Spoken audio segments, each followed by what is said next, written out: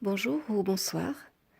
Je vous propose de vous installer encore un peu plus confortablement, les yeux grands ouverts devant cet océan Pacifique et de laisser votre respiration s'imprégner du rythme des vagues, comme dansant sur l'océan.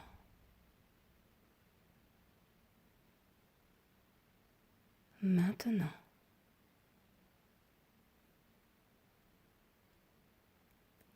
et tout en vous immergeant de plus en plus naturellement dans ces falaises, ces coulées de lave de cette île du Pacifique, cette île du Pacifique qui est Hawaï et qui est la maison de Pélé, la déesse Pélé, dont je vais vous conter l'histoire faite de feu et de colère. Pélé est la fille de Omea, la déesse terre, et son père est Kuaha Ito, le créateur de la terre, du ciel et du paradis.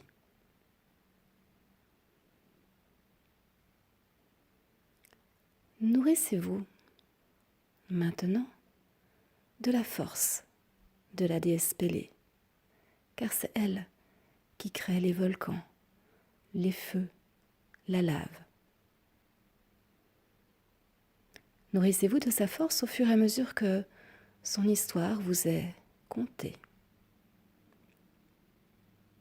Et, comme d'habitude, vous entendez uniquement ce qu'il est bien et bon pour vous d'entendre dans ce conte maintenant.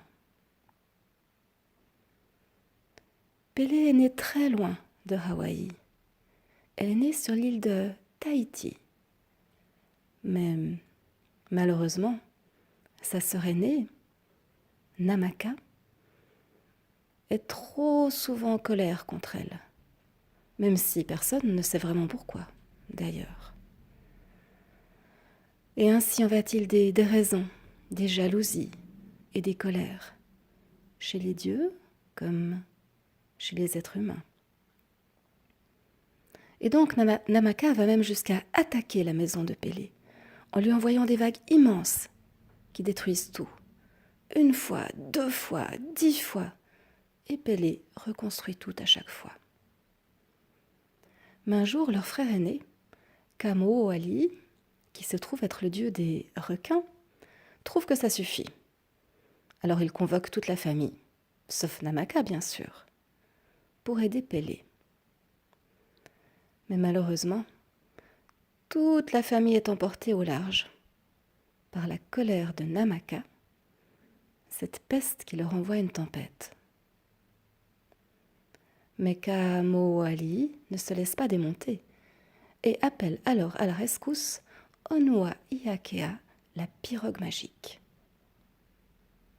Et c'est ainsi que Onua Iakea emmène toute la famille voguer sur l'océan Pacifique durant de nombreuses semaines, jusqu'à ce qu'à l'horizon pointe enfin l'archipel de Hawaï. Toute la famille s'y installe, Pélé s'y sent bien. Alors elle décide de visiter les différentes îles. Elle emporte avec elle son bâton magique, le Paoa. Elle commence par se rendre à l'île de Kauai, et parce que Pélé peut fouiller la terre avec son Paoa, elle déclenche ainsi la première éruption volcanique. Du feu, des coulées de lave noire et brûlante commencent à décimer l'île et sa végétation. Mais heureusement, De l'eau aussi jaillit alors en quantité du trou formé dans le sol. Et l'eau éteint enfin le feu créé par Pélé et son Paoa. Mais revenons un temps vers Namaka.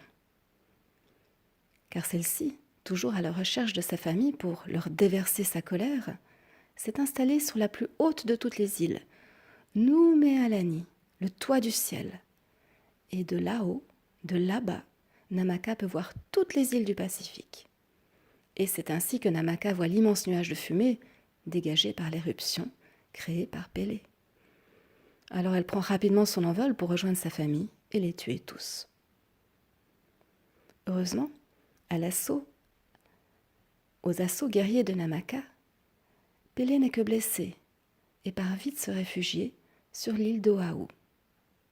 Mais comme elle est très faible, elle reste sur le rivage, où il lui faut s'appuyer sur son paoa pour marcher. Évidemment, ceci déclenche une éruption à chacun de ses pas. Elle continue malgré tout ainsi d'avancer jusqu'à l'île de Molokai, puis de Maui, et là, à nouveau en pleine santé, elle crée alors le volcan Aleakaya. Malheureusement, les fumées qu'il dégage alertent à nouveau Namaka que Pélé est toujours vivante. Et elle revient encore une fois la combattre, et cette fois-ci, lui brise tous les os.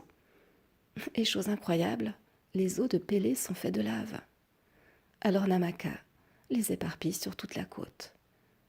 Et c'est pourquoi de nos jours, on nomme cet endroit Naiwi-o-Pélé, ce qui veut dire les eaux de Pélé.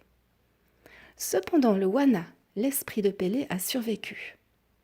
Et c'est ainsi que les fumées volcaniques reprennent de plus belle, car elle aussi est en colère maintenant. Alors, pour calmer l'esprit de la déesse Pélé, ses frères et sœurs, installés à Hawaï, décident de la servir pour la calmer. C'est ainsi qu'ils lui apportent du feu, beaucoup de feu, et déversent aussi des coulées de lave à chaque fois qu'elle le désire. Avec le temps, ils deviennent des Aumakua, c'est-à-dire des esprits, les esprits des cratères. Quant à la déesse Pélé, son esprit donne maintenant naissance à un fils, le volcan Maorakea. Puis son esprit décide d'aller habiter un cratère du volcan Kilauea, le cratère Alemaumau, qui veut dire le centre du monde, là où la vie a commencé. Et comme l'esprit de Pélé aime à se promener dans les différents cratères, les Hawaïens voient apparaître la déesse dans différents coins de l'île. Et il paraît que, quand Pélé est en colère, alors elle provoque des tremblements de terre en frappant le sol avec ses pieds, et puis elle déclenche régulièrement des éruptions volcaniques en creusant le sol avec son paoa. Alors qu'est-ce qui a bien pu la mettre tellement en colère dernièrement? Serait-ce Namaka qui lui cherche encore des noises pour que Pélé crée toutes ces coulées de lave et fasse même s'effondrer un cratère à Hawaï? Nous ne le saurons peut-être jamais. Ce sont affaires des dieux et non des humains. À moins peut-être que Pélé ne soit en colère contre ce que les humains font de la terre. Mais heureusement, grâce aux offrandes de fleurs, de feuilles et de fruits que les Hawaïens déposent sur les bords des volcans, Pélé est à nouveau tranquille. Pour l'instant, mais pour combien de temps encore?